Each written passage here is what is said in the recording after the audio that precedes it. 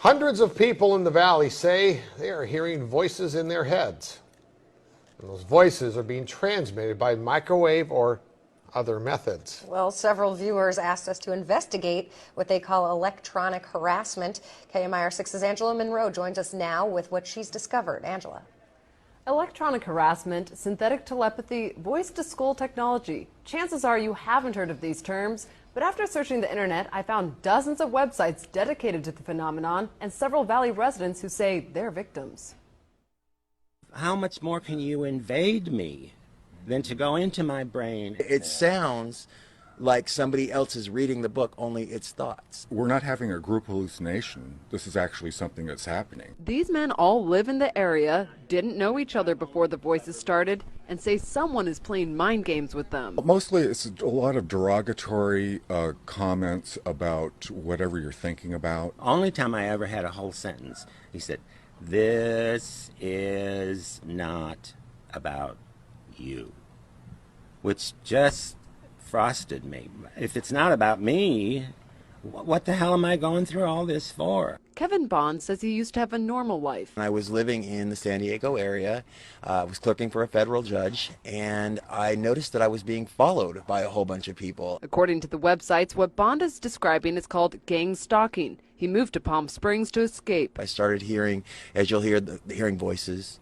and what they'll call voice to skull or microwave hearing. Bob Stansfield says his experience was similar and started a decade ago. They were active in following me around here, and I started hearing the voices a little bit after the vehicular stalking. Randall Ringer says the voices started when he was undergoing chemotherapy. The first thing that was said was, "Randall Ringer."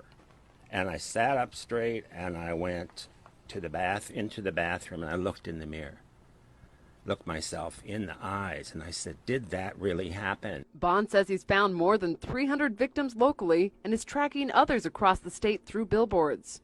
In Johnson Valley, a Freedom House just opened to help people who believe they are being targeted. To many of you who find yourselves the object of covert harassment, that there is hope and that you are not alone, and that we are striving to find legislation and we're working towards freedom for all. Derek Robinson leads a national group called Freedom from Covert Harassment and Surveillance. He says he knows who's playing mind games. Rogue government officials that are sponsoring this, also corrupt business officials, and private citizens. And he also told us how. Most of it is delivered by microwave, and I believe it's satellite delivered, whether someone is on a remote location using a laptop or next door using the desktop. Bond says neurotransmitter chips that run off body electricity have been inserted into some people. And they assign cell phone numbers to them.